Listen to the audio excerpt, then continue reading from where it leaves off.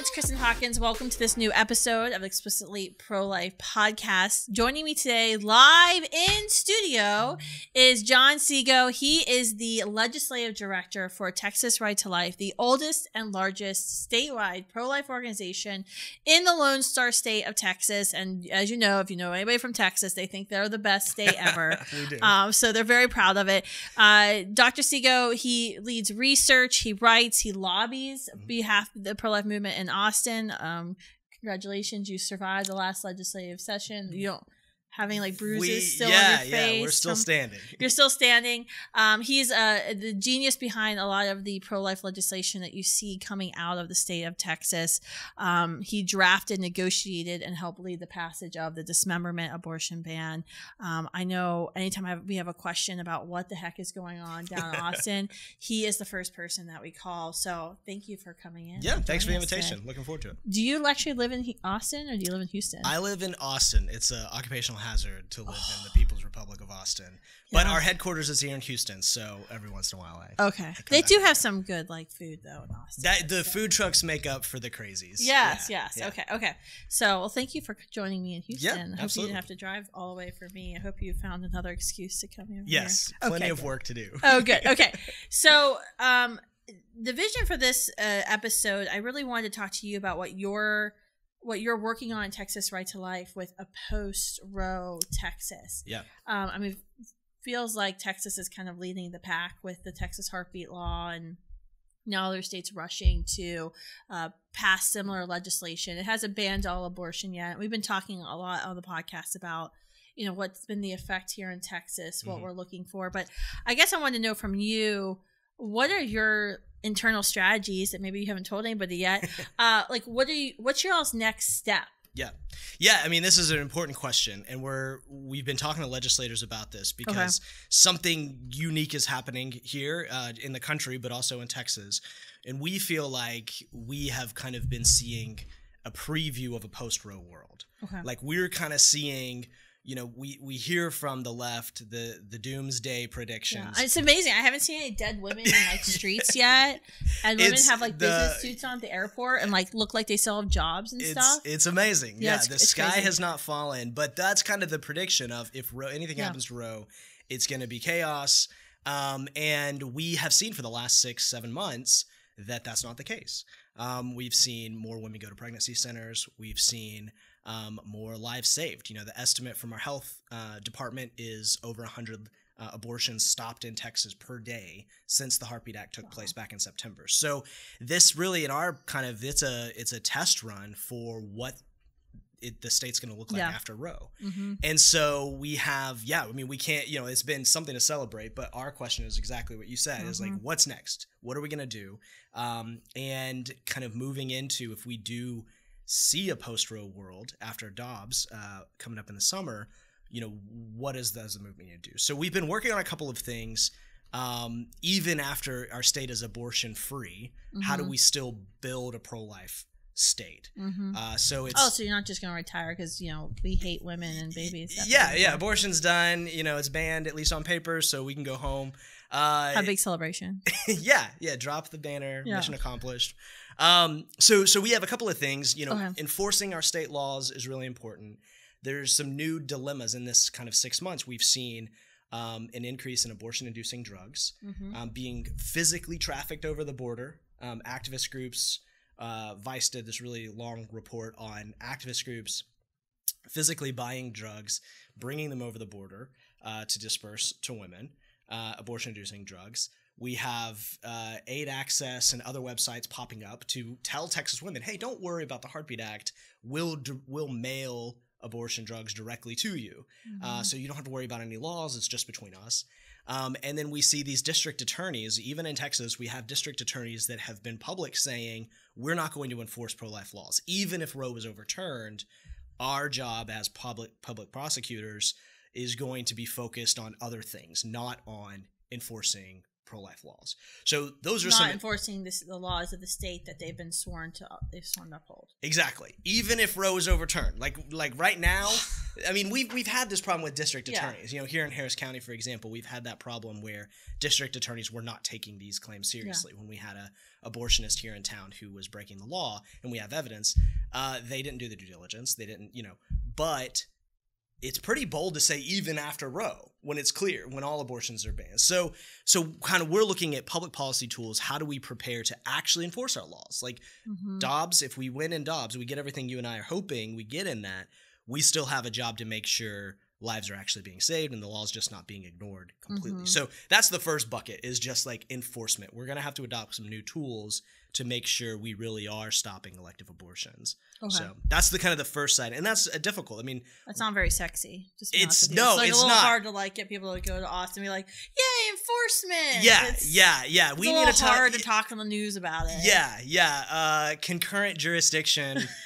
Giving the attorney general concurrent jurisdiction is what it's called, and nobody's coming to rally for that. Yeah, that's not going to be on a sign. I'm just like, no, please don't make me. It is no. It's like, so we always say when we put our package for legislation together, there's like your vegetables, and then there's your dessert. Okay, so there's the thing that people are like excited about. They want to come rally. They'll put on T-shirts. Yeah, that's the vegetables. Like, we have some work to do to make sure we're actually stopping these illegals. So it's like, yes, that's the most boring part. My media, but the lawyers get real excited about. They're like, yes, concurrent jurisdiction.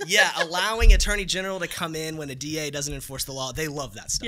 They want to talk. We have a general counsel at Students for Life that I can just envision him being like, yes, exactly. So that part was just for all your lawyery nerds. And then the really fun stuff is building a pro-life Texas. Is okay. We know we are committed to women. We are committed to supporting them, to helping them flourish. And that's kind of one of the motivations. We don't think abortion is part of that picture. And so the state can do a lot more to support women to flourish, help them flourish, and kind of come alongside them, rather than just say, oh, your only option is to travel to another state to get an abortion. So on that, it's things like protecting college students, pregnant college students, making sure making sure that they don't get discriminated against, but also that we're helping them pursue their education. And I know you have some people on your team. We have some sample legislation on that too. So I'd be happy to share with you. So there's little policies like this of like, these are good things that people have been working on, but one, we need to put them under this umbrella, that it's part of our vision. We don't just stop caring about it. And it's our dessert, baby. It's the dessert. It's the good thing. We don't just want to stop working in the legislature whenever abortion is banned. We want to, that's right. Our conviction goes. So that building a pro-life Texas, you can put a lot of things under there. Okay. There's a lot of ideas on how do we support women, social services like we have with our Alternatives to Abortion program. $100 million. Serving over 100,000 women a year. Yeah, increase the funding to that. I think you had Chelsea Yeoman from Human Coalition. They're part of that program. The kind of services that they're doing, that's the vision of helping women be independent and move on. And that's kind of been one of the pieces. But it's also things like, making sure our higher ed institutions are supporting pregnant women, making sure that they have medical insurance up to a year after birth, and then adoption and CPS reform. These are things that... What about foster care reform? Is that included in your... Yeah, in the CPS. It's in my Post-Roe blueprint, but... Okay, good. Yeah, no, so foster and CPS, I mean, we've got a lot of problems here in Texas with our foster care system, but that is part of the vision of what, we're going to have more lives, thankfully. We're going to have more families. What about safe haven? So I was getting screamed at a recent Texas university, and they're like, but the foster care system in Texas is terrible. It's broken. And I said, well, first of all, like, that is an important subject, but really these are children that aren't going to go in. They may go into foster care temporarily if they're surrendered at birth, but there's more families waiting to adopt newborns. Newborns aren't languishing in foster homes.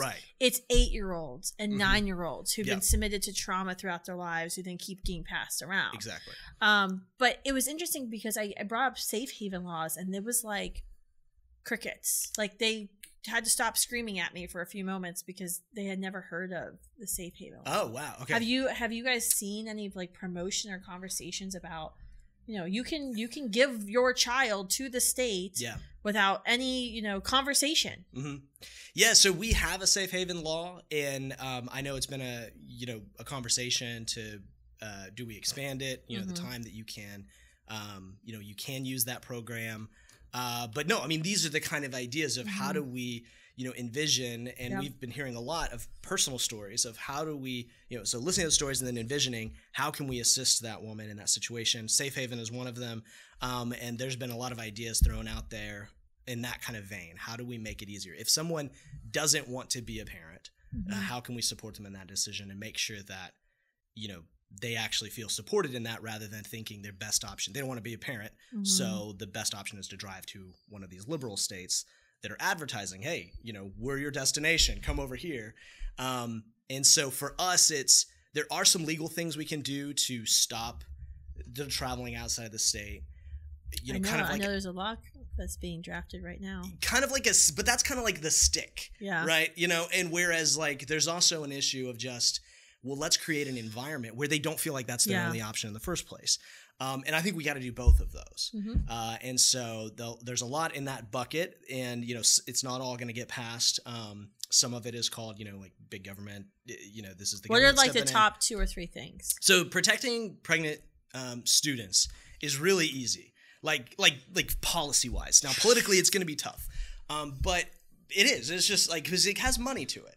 Because we want to make sure that pregnant students don't lose their scholarships, right? So even if they have to take 2 semesters off to have a child and to start raising that child and figure things out as now a parenting student, we don't want them to be, lose their scholarship or get disqualified from other benefits they had, like, sports too. Yeah, well, if they were on an academic scholarship, we've heard that story, but also like you qualify for on-campus housing. Yeah, that's right. And if you're not a student for 2 housing semesters, and daycare, though, sometimes you get kicked out. And then daycare, daycare is on campus, and this varies. I mean, what we found is this varies from campus to campus. It does. Some of them are great, and it's open to students, and then some have daycare, but it's only for like faculty. Or if we should rank all the Texas schools. We did this in Chicago not long ago. We ranked all the public and private universities in Chicago. Okay. Just using federal and state laws. Okay. And it was interesting. We had some Catholic universities that like immediately had to make some corrections because they just weren't in compliance with federal laws. Oh, wow. And it spurred a lot of discussions, but that would be a really great first step to partner with you guys on, because we could rank the schools, the students life groups who obviously be involved because they have to be the sluice on campus. Yeah. And then rank it, and then you can go to the legislature and say, hey, here's our problem. Right. An independent agency has ranked these universities, and here's our problem. Agency. Non-biased agency. Yeah. So I'm I mean, think of down. like Hold on, I'm signing myself up for more work. Keep going. The Better Business Bureau, for example, like if there's like that kind of thing, certifying schools for being that's right. Supporting of that. So that is like a non-government solution, but there are like things that we have in law, Title IX protections that students don't know about. So if they feel like a professor is being unreasonable, they don't know who to talk to about that. Yeah, and it's not in the student handbook. We have a pregnant parenting student bill of rights that we made, just like a 1-page thing. Yeah, doesn't cost the schools any money. Like just print it out and put it in the handbook. Like I can find the sound amplification policy, the no hoverboard policy in student handbooks. You never find anything about pregnant parents. Now, you can find that there's an Office of Diversity, Equity, Inclusion if you're LGBTQIA. But did you know that pregnant women would qualify for that office and their support? Like that's what the Title IX person now is usually hidden under. But you can't even if you go to a school's website, I dare you, type in pregnant and see what resources you get. Yeah, so if you're going to the clinic on campus, what information is there? And is that information, supporting your decision to have your child, and what options are there? So it's like making sure the right information is there. Those are kind of things that we can do from a policy standpoint. All right, well, I'm signing you up. Okay, so but I am interested in the Chicago rankings because I went to 2 different schools. You went to Loyola. I went to Loyola, and I went to... They weren't so good. and I went to Trinity International University. Oh, okay. I did a master's there in bioethics. So an evangelical school and then a Catholic school. But we'll see. So, but we'd love to rank the schools here. Yeah. We have a scholarship program that we partnered with you guys on. We have a scholarship program for students to start pro-life groups on their campus, and we work with Sarah Czar on your team here in Texas, and a lot of overlap, a lot of cooperation there. And so we have, over 70 students across the state on these campuses running their pro-life groups. And so we hear all the stories. I mean, we hear, how they see kind of this lack of support.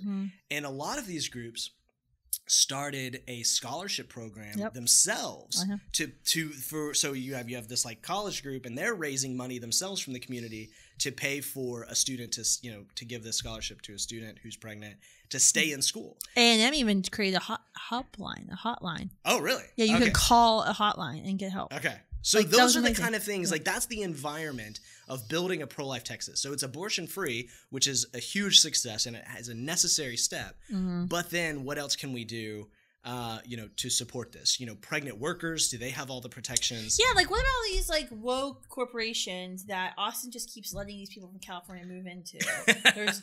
The wall needs to be built around California. I've said this multiple times, and I keep saying it because they're destroying. Like, I'm very nervous about the state of Texas and future political things. Yeah.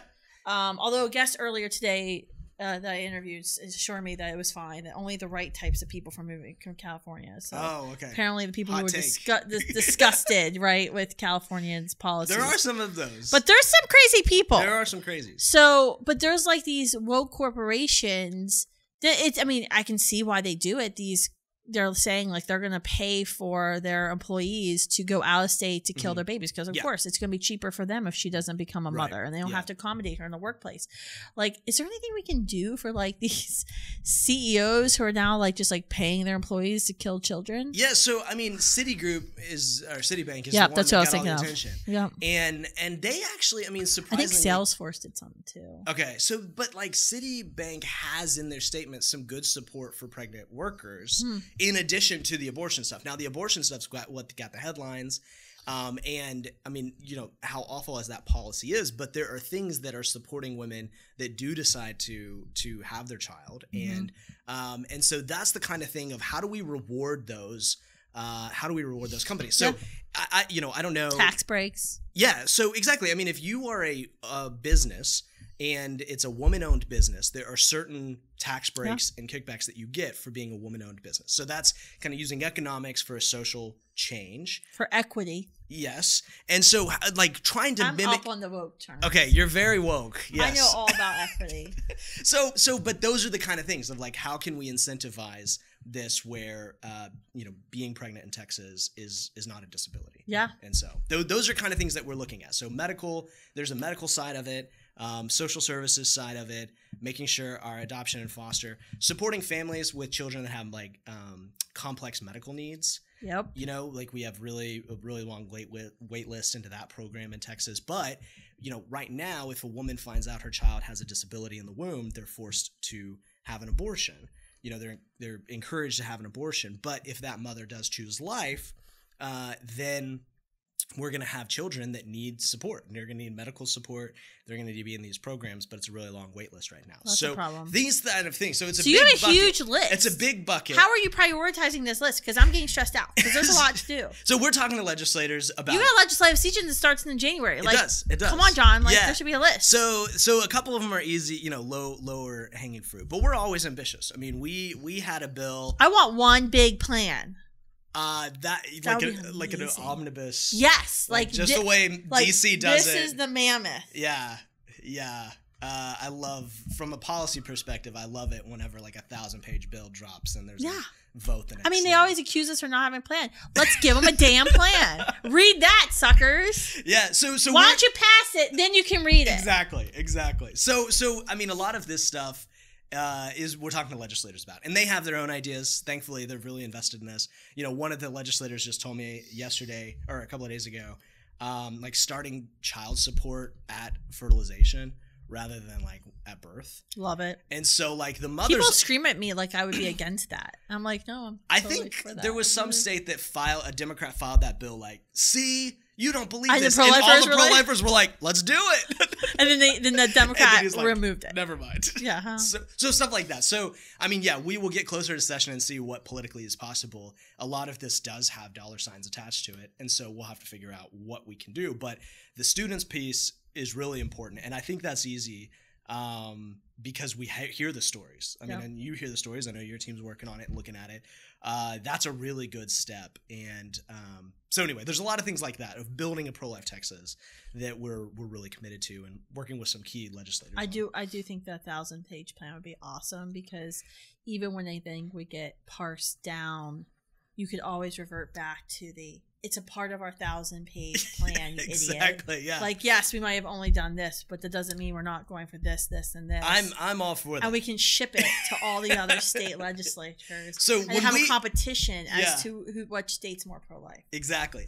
When we file a bill, we do it as big and bold. We actually had a bill that was an omnibus bill, and it went further than the Heartbeat Act. We had that filed. What was it called? Texas Abolition Strategy. Yes, let's talk about this, because I was very confused. Why was Texas Right to Life? Because we used to call, like, I still call myself an abortion abolitionist, and then there was a group that came out, Abolish Human Abortion, and then they said I was an abolitionist. I was just pro-life. Yeah. And I'm a compromiser and like an evil person. I'm also Catholic, which then I tell them I'm Catholic, and that just makes them. It's actually really funny, because then you can get them. They just start screaming at you about being Catholic. That's how I divert them at the abortion facility if they're out screaming at women. Okay. If you're Catholic, you just walk up to those people and tell them you're Catholic. Then they'll start screaming at you for being a papist, and then they'll stop screaming at the women. They'll leave the women alone. It's a great diversion tactic. It works so well. Good. I was very confused. About why the heck is Texas Right to Life? Like, why don't they like me? So the terms here, we're all abolitionists. Exactly. The groups are using these terms, and they've adopted the term. Just because they have John Brown beards doesn't mean they have a claim on abolition. That is a requirement. That if you're gonna be that, you've got to have the beard. So, but we have Titus on staff. He's got a John Brown beard. He's got the beard. Okay. So we were clarifying, yes, we are for the abolition of abortion. To abolish abortion means to stop it, to end it. Make it unthinkable and unavailable. And that's why you joined the movement. That's why I joined the movement. So for them to try to take the term and say, no, abolition means a couple of things that we fundamentally disagree with. And then some things that we don't fundamentally disagree with, we just think it's bad. It's not prudent politically or legislatively. But there's some things that the big one that gets us is ignoring federal courts. So the abolitionists here in Texas, they introduced their own bill, right? Like last session? Yeah, 2 sessions ago. What was it called? I don't know. I mean, John Brown abolition bill. It was just like the abolish. Bill. But to my knowledge, the main disagreement was they said, if you pass the bill, immediately outlaws abortion, and if they sue you, just refuse to go to court. Yeah. So just get rid of our entire third branch of government. Exactly. Okay. And then it also included jail time for abortionists and jail time for women. Yeah. Yeah. That's a core tenet of people who are trying to use the title of abolitionists. Okay. Is ignore federal courts. So, just ban it tomorrow. And then the federal court may send you some paperwork. They may try to enjoin it. Don't worry about that. And so whenever we're in this discussion. What happens though if the president then sends down, thinking about the civil rights movement, then what happens when the president sends down the National Guard to enforce? No, that's the right question. And if you're in a conversation with someone, if you're pro-life. Not the National Guard. The state governor's the National Guard. So it would be the military. Yeah, it would actually be. And this president's crazy enough to do that. Military. So Kamala's crazy enough to do it. That's true. Who's calling the shots? Yeah. That would be definitely a set. But that's the question to ask: is how does this work? I can tell you how my bills work. I can tell you when they take effect, who has the authority to enforce them. But whenever we look at things like this, it's not very clear exactly is this plan going to work, because we need our governor, our attorney general, our health commissioner, all to be on board that we're just ignoring the judiciary. And so these are the practical, I'm way too practical thinking apparently, because they don't like that we think, hey, if you could prove to me that's going to work, then yeah, let's try it. Let's go for it. So we came up with an idea, the Texas Abolition Strategy, which is kind of retaking the term abolition. That is the goal of the bill. You don't own the term. Yeah, you can't. You just start redefining the word. All right, okay. So we had this big omnibus bill. It had 3 parts to it. Okay. And different parts of the bill went into effect at different times.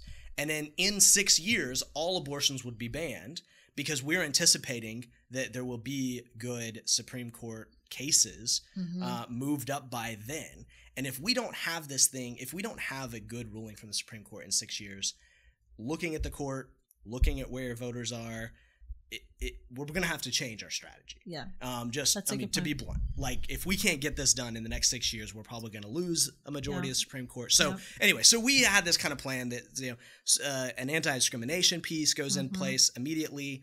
In 2 years, a heartbeat bill was in there, will go into effect.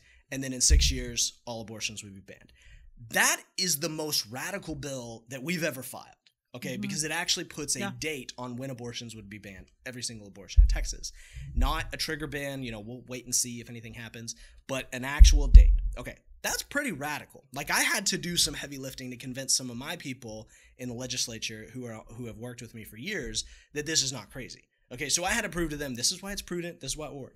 Well, the problem is, and it did pass the Senate. That is pretty significant. The big thing. King of the bill. Yeah. Okay. So the omnibus bill passed the Senate, got to the House, passed out of the House committee, and then we moved forward with the Texas Heartbeat Act. And we were like, fine, we'll pass the Texas Heartbeat Act as a compromise. But, that's a great way to be forced into compromise. Exactly. Just 6 weeks. Okay, fine. We will support that. The abolitionists, though, would call you a nasty word for that. Exactly. Yes. Because how absolute dare you fight for a bill that's going to save 60-some% of babies and not stubbornly refuse to not pass it and have saved 0 babies. Exactly. Because that's really being an abolitionist. And but that was the criticism. So we had literally that's the argument. Yeah. So I don't know if you've talked to Senator Hughes, Senator Brian Hughes. He's pro-life hero.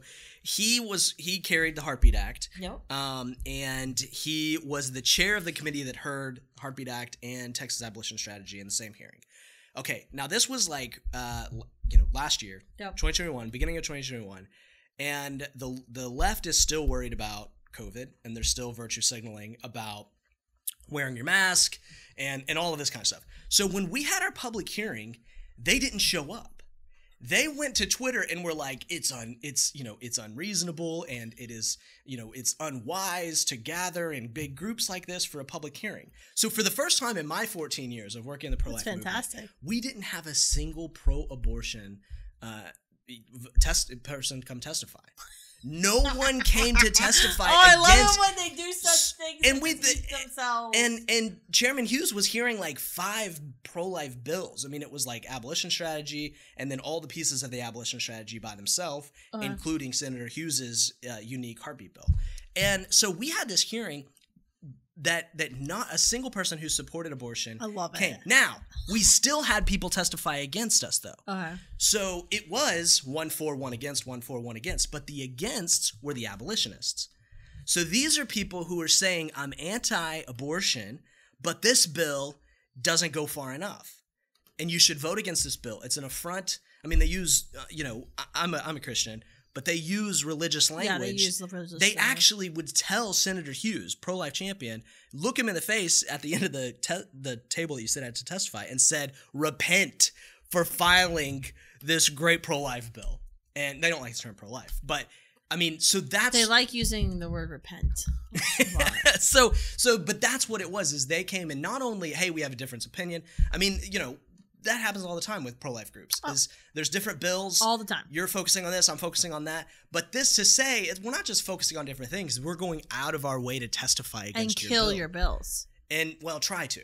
Thankfully, Senator Hughes, had. That's what's so frustrating to me, because you look in the 80s and you hear from pro-life leaders who are in D.C. in the 80s when Ronald Reagan gathered the pro-life movement together and said, how do we do this? How do we end this thing? And it was just the Human Life Amendment versus the Human Life Bill, and they just started attacking each other. And at the end, I think one failed to pass by 1 vote, and it was a pro-lifer who didn't cast the vote because they were for the other one. I mean, it's crazy. Yeah. No, we see that kind of stuff. You all had the time. a trifecta in Washington, D.C. You had a president who literally wrote the book on abortion, was ready to reverse Roe, and then the pro-life movement just started. I always lead, I do history of the pro-life movement and I think I've done it on my podcast, like first season, and go back and watch it. I think I was a little skinnier. I don't know, depending on the month. But I did like a history of the pro-life movement talk, and I think I tamed it down for the public consumption. But like I talk a lot about the infighting in the pro-life movement, because the goal is really to disgust you, so students especially remember when they're working for Texas Right to Life versus Texas Alliance for Life, that there is, at least while there can be competing strategies, that there's got to be some sort of base level understanding of, we're in this for the same reason. Exactly. And especially, I mean, right now, I think that call is more important now. Because it's like we're getting into uncharted territory. It's going to be very interesting, I think, in the next coming months. We even saw it. I mean, Texas is different. And if in case you wondered, like, what the heck's John's been doing? Because you guys you only have a legislative season every 2 years, as opposed to every other state, which is, every year.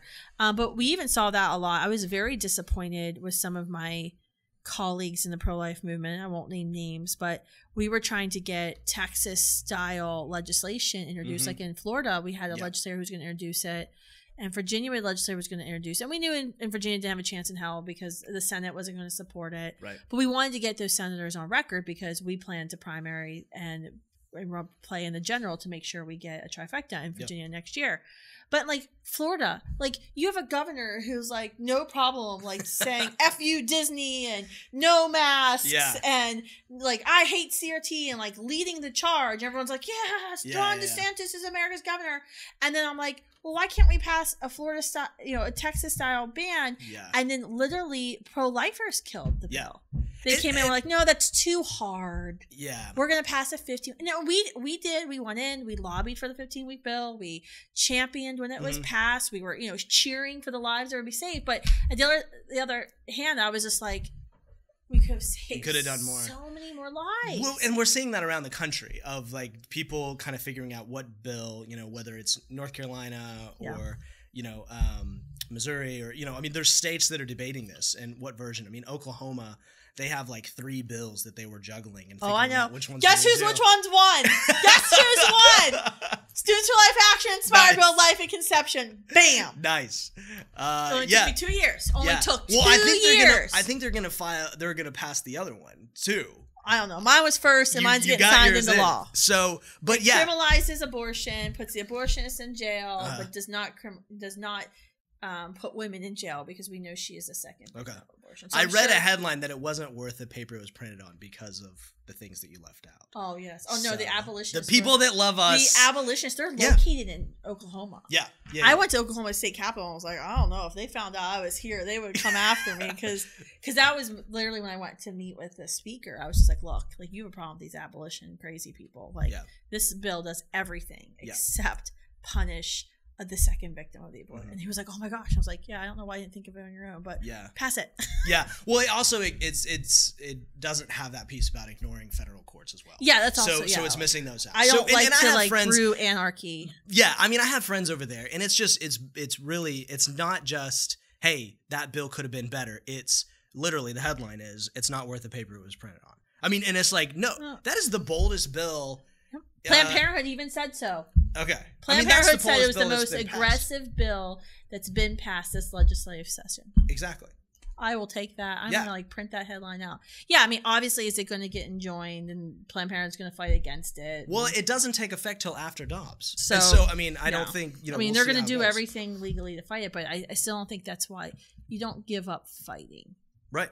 You have to keep pushing forward. I mean, that's what you all did with the Texas heartbeat bill. You guys found a way to get around it. I had one random question. I didn't prep you for this. I was getting yelled at by a student in Ohio. I'm seeing a theme of all your questions. I was getting yelled at. I listen to everything they scream at me about. Like people think that I just ignore them. I listen to everything. I don't know if they listen to me, but a woman was saying that maybe you would know this. She said that like over 1,000 women were sitting in Texas jails because they had illegal miscarriages in Texas since the heartbeat bill. I couldn't find any evidence. I was like, that seems surprising to me considering like the district attorneys in all the major cities banded together and publicly wrote that they wouldn't even enforce a heartbeat law, which is why Right to Life had to write a bill that went over their heads. Have you heard like Any outrageous accusations like this? That's a pretty outrageous accusation. She was like, I read it, and she never could give me, and I Googled it. I actually stopped. You can see me in my speech. Like, I was like, what did I miss? What are you talking about? No, so in our definition of abortion in Texas law, we have clarified what does not count as an abortion legally. Mm-hmm. Treating a miscarriage is one of them. Treating an ectopic pregnancy is one of them. Having, early induction for the life of the child, if you need to induce early, and the life of the mother is an exception that we add. But in our definition of abortion, so there's no such thing as an illegal miscarriage in Texas, legally. So, I mean, you're getting all smarty and using legal things, though. Yeah. So anyway, that one's a bizarre one, but I think it is important, and these are the kind of things that, like, as a pro-life movement, we have the responsibility to clarify some of this, because some of our friends who don't have our worldview may believe the hype. They may believe the media, narrative about these things. So us to clarify, hey, we're not trying to punish a woman for a miscarriage. We're not trying to punish her for an ectopic pregnancy. Mm-hmm. We want to support her. We want to make sure that they have the right medical attention, the right social support for those situations. But I think we are obligated, especially right here with Dobbs and, at the end of Roe, to do what you guys do on campuses every day, of educate, clarify, and engage in those people that don't agree with us, to clarify stuff like this. Like, there's no one locked up. I feel like our media would have had a heyday with that story. Yeah, I was like, I would be fighting for their release. Yeah. How would exactly. It's crazy. I've heard that. I've heard someone told me that the vasectomy rate was going crazy in Texas. I am not up to date on my vasectomy stats. I'm sorry. They tried to do a gotcha at UTSA on me about that. And they were holding the sign about vasectomies if you're against abortion. And I was like, what do you want me, do you want me to say if I'm pro or anti-vasectomy? Like, what is it? Yeah, what's the goal here? This isn't anything to do with killing innocent humans. Like, if you want to treat your body like you're a dog, then I mean, I guess you can go ahead and do it. I'm not really. It's still legal. It's legal. I think it's wrong. Because I think you're treating your body as not well, but it was this whole thing. I was like, are you trying to tell me you want men to be forced to have vasectomies? Yeah, necessarily. I actually think that's what this girl who was holding the sign, the other flip side of her sign was she redefined what life meant to her, and she thought everybody should listen to what life was. It was really crazy. Oh, okay. Slippery slope, but she didn't get that analogy. But yeah, no, the vasectomy argument I've heard. I don't know. Have you seen any I saw in one state, was it Georgia, the legislature introduced a law forced male vasectomies or something? Did you see that? It was early in the session. It was in January. It got repealed really fast, but it was forced vasectomies for every single male in the state. Yeah, so we get what? So I mean, I don't, some of your audience in other parts of the country may be surprised, but we still have Democrats in Texas. We have a lot of Democrats. They're very loud. And you need to get rid of them. You need to go back to California. In our legislature, there are very outspoken pro-abortion legislators. And we always give out awards after every session, and we give out the crazy awards, and they love it. They appreciate it. They tweet it. Off yeah. Of it. Yeah. So, but anyway, so we do have those amendments on every pro-life bill. They're like, oh, okay, you want to give women, information about their abortion. Well, you need to also give, if a male is with her, information about vasectomies and things like that. They always add these amendments that are trying to embarrass, the pro-lifers or make them talk about things that make them uncomfortable at the front mic. And there's they're always trying to do that. And it's just okay, guys, I know that's the show. What's the craziest thing that they've ever tried to do to you in Austin? Because Austin is freaking, it's weird. Yes. It's crazy. It is. The students who were out there were so bold last year. Yeah. I mean, I remember the one thing they went to, it was just Sarah, our regional director, and a few other students. I remember they asked Jason Jones to come speak, and Jason's texting me. He's like, I cannot leave these girls alone in good conscience. I will be their bodyguard. No. Jason does MMA or something, so he thinks he's the bodyguard for the pro-life movement. It's hilarious, but he was taking pictures of him but they were so we had at that thing that Sarah was at, so we Sarah was at our Boots on the Ground event that we did in January, and some pro-abortion protesters came into the hotel where we were having the conference and threw smoke bombs. They didn't do it when I was there last year. Oh, I'm mad. I mean, I missed out on it. I mean, come next year, maybe, you know? So yeah, they're absolutely crazy. Yeah, smoke bombs inside the hotel. And then the hotel got mad at us. And we're like, guys, we are literally the target. That's going to hurt your event insurance. Yeah, well, we have had to change venues. Yeah, I was going to say, somehow, like, we had the National Park Summit, this beautiful hotel in D.C. the first year. I loved it.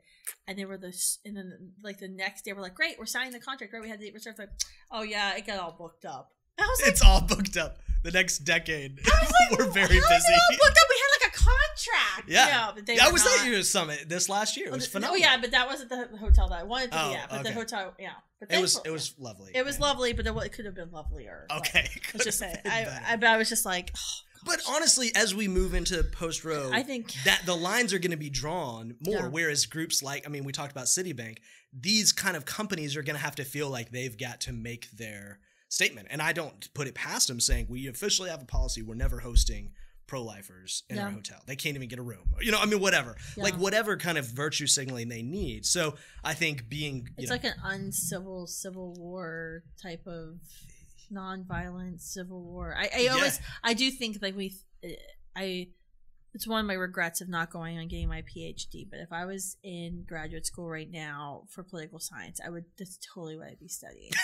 Civil war, like the non-violent civil war that will take place. Like, you know, what's going to happen? So it's California will probably pass it as soon as Texas makes abortion illegal, or Oklahoma. What's California going to try to ban their citizens from traveling to these states or doing business? Yeah, the boycott list. I actually think they probably will. Like they've already done that with the NCAA stuff years ago, right? With the how dare North Carolina not let men go into girls' bathrooms? Right. The NCAA couldn't even dare to let their players go into those states. Yeah. No, we always see that. And after a state is bold, you'll see some kind of announcement. Well, the good thing is you pretty much have everything you need here in Texas. You're pretty self-sustaining, so you're all good.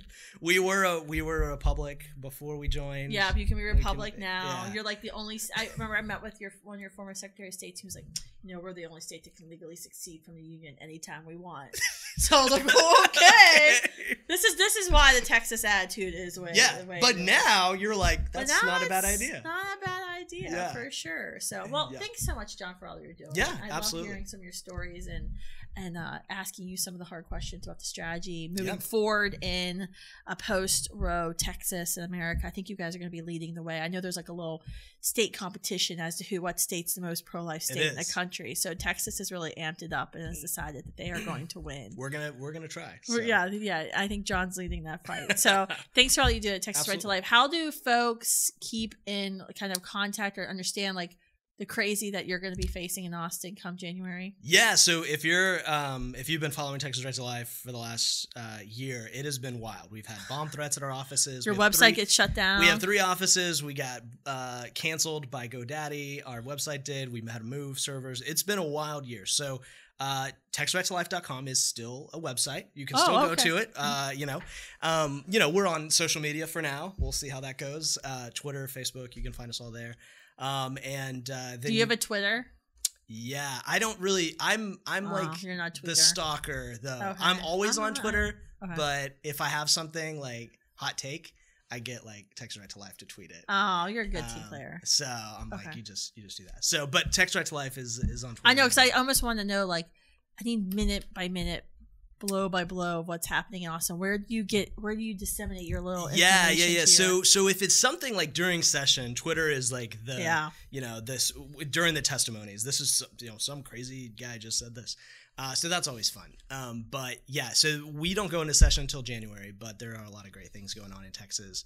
And we have a great scholarship program. We have some great pro-life groups here in Texas. If you go to school in Texas, to join one of those. A lot of your you will do something that I won't do. You'll pay students for work. I just require them to do it for free. Yeah, we do pay them. I might have a little bit of a disagreement with it because I think you're making it too easy. But keep going. Making it too easy.